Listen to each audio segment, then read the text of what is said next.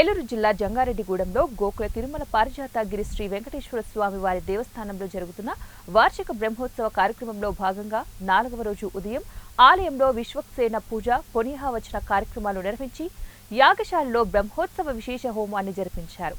అనంతరం ఆలయ కళ్యాణ మండపంలో ప్రత్యేకంగా విశేషంగా అలంకరించినటువంటి పచ్చిపూల కళ్యాణ మండపంలో శ్రీదేవి భూదేవి సమేత శ్రీనివాసుని ఉత్సవమూర్తులకు శ్రీ వైకాసన ఆగముక్తంగా ఆలయ ప్రధాన అర్చకులు నల్లూరు రవికుమారాచార్యులు ఆధ్వర్యంలో యజ్ఞాచార్య సత్యపవన్ మరియు అర్చక స్వాములు ఋషికేష్ రాఘవాచార్యులు హరీష్ శ్రీకర్ బృందంచే విశేషంగా కళ్యాణోత్సవాన్ని నిర్వహించారు.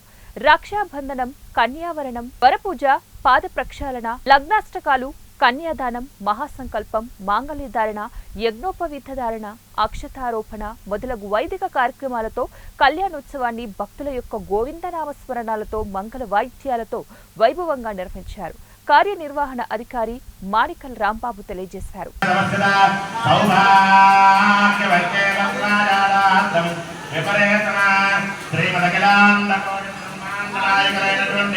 జంగారెడ్డిగూడెం గోకుల తిరుమల క్షేత్రము పారిజాతగిరిపై పద్మావతి గోదా సమేత శ్రీ వెంకటేశ్వర స్వామి వారి యొక్క వార్షిక బ్రహ్మోత్సవ సందర్భమున జరుగుతూ ఉన్నటువంటి కళ్యాణ మహోత్సవమున తద్భక్తులు, యజమాన దంపతులు, ఆలయ కార్యనిర్వహణాధికారి వారు, ఆలయ చైర్మన్ గారు, కమిటీ సభ్యులు, కార్యనిర్వాహక పాలకవర్గం వారు 50 మంది కళ్యాణ దంపతులు స్వామివారికి అమ్మవార్లకి భక్తి శ్రద్ధలతో నమస్కరించి సమర్పిస్తూ ఉన్నటువంటి నూతన మధుభర్గద్వయం గోవిందా.